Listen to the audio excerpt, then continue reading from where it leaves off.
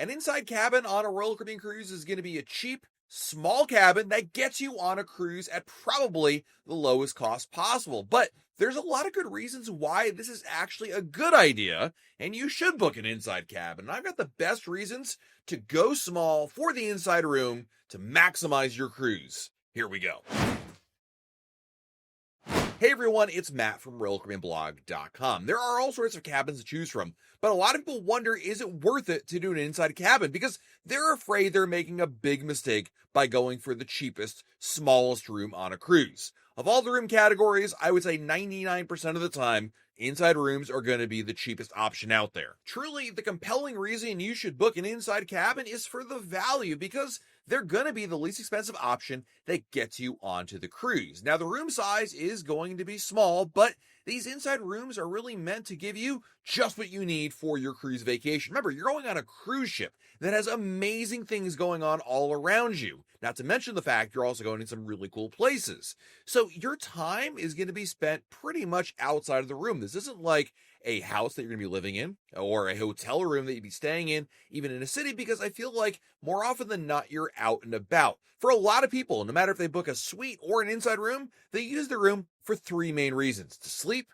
shower, and change. Lounging around and hanging out in your room really isn't that much of a thing on a cruise, and a lot of first-time cruisers don't really think about that because they're looking at it as more of a living space for the duration of the cruise. To move up to a balcony or a suite is probably going to cost you maybe double, triple, or even more than that of the cost of the inside room. And that's money you could spend on some other things, like improving your cruise experience by booking awesome shore excursions, Wi-Fi, the airfare to get to your cruise, or better yet, just book a whole nother cruise altogether. And not to worry, you're still going to get the basics of the room. You're going to get a bed that can be split into two if you'd like. You get your own private bathroom, storage space, a TV, vanity, even a sitting area of some kind. It depends on the ship, obviously, how big or impressive or updated these inside rooms are, but while they do lack any natural light or view outside, it's certainly going to be the most economical option out there, and at the end of the day, that's arguably one of the most important factors for choosing anything on a cruise. Number two, you're probably going to sleep extremely well in an inside room. Because inside rooms have no windows or outside views, the room is going to be pitch black as soon as you close the light. This is really helpful on sea days when you really want to sleep in, and you don't have to worry about the morning sun peeking in and waking you up. And this doesn't seem like a big deal, but I'll tell you, it's something that always affects me when I'm staying in a room that has a window or a balcony, because those blinds aren't blackout curtains by any means, and I just sleep so much better when it's completely pitch black. Not to mention the fact I sleep better because it's colder in the room. You got to remember that because there's no radiation essentially coming in from the sun, you don't have to worry about your room heating up. While every cabin does have air conditioning, during the warmer summer months, especially in places like the Mediterranean or the Caribbean, it gets really warm. And that warmth that's outside radiates into your cabin, even with the AC pumping in there. And it's not unusual to hear about some rooms feeling a little bit warmer until truly nighttime when the sun sets and the air conditioning can really take over. So if you're somebody who likes a cold, dark space to sleep in, it's one of the best options out there.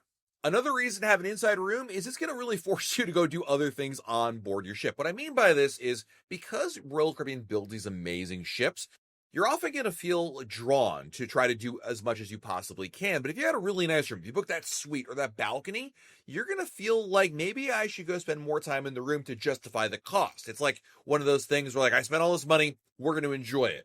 So by booking those kinds of cabins, I feel like you might be compelled to spend more time in there. But you got an inside room?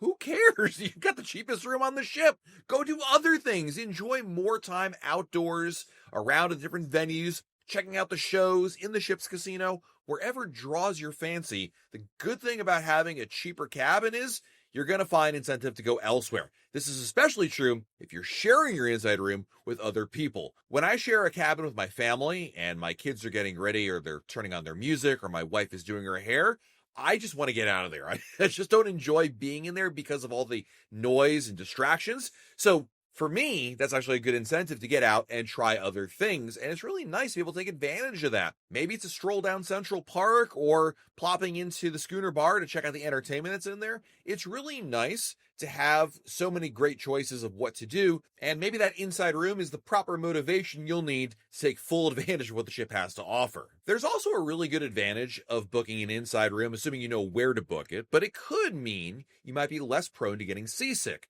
So, the conventional wisdom among getting seasick on a cruise, or avoiding getting seasick rather, is that you want to book a room that is low and central to the ship. Basically, you want to be as far middle and low as you possibly can. Balconies and suites are not going to be there. They're always at the higher decks.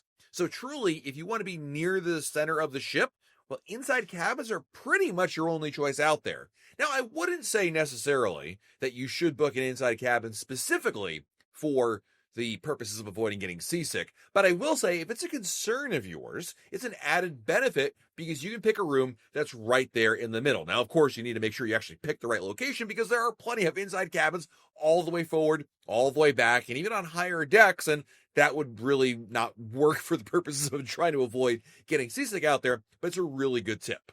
There's also another compelling reason to book inside cabins because not all of them are all the same. Royal Caribbean has innovated some of its inside cabins with new types of inside rooms. So beyond the standard inside cabin, you might have Interior Plus on Royal Caribbean's Icon and Star of the Seas. And these are inside cabins that offer way more space, but without going crazy on price. Basically, gives you more areas to get ready, and it really expands the value of the space that you have within an inside cabin.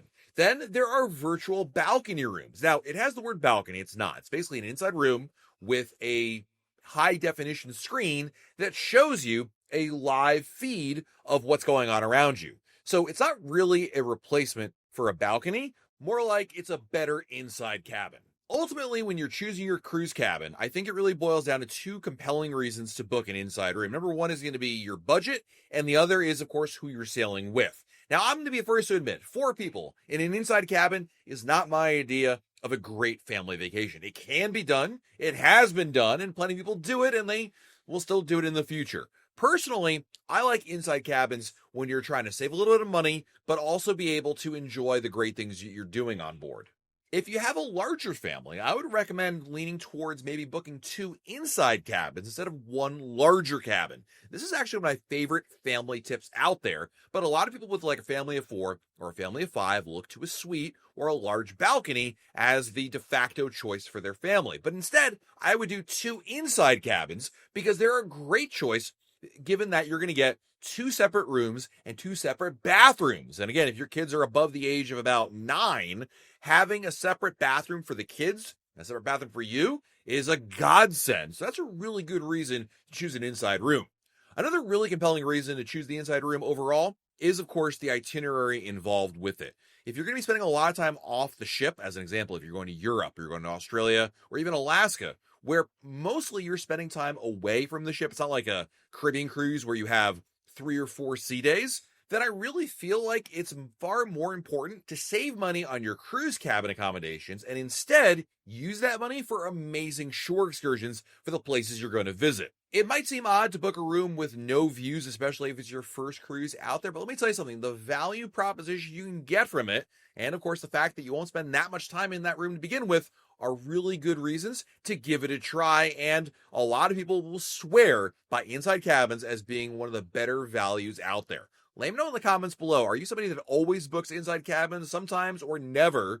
Let me know your justification and why you either love or hate inside cabins in the comments below. While you're below our video, hit the like button, subscribe to our channel, and turn on notifications. That way, YouTube lets you know of a brand new video to share. This has been Matt from RoyalCaribbeanBlog.com, and we'll talk again real soon.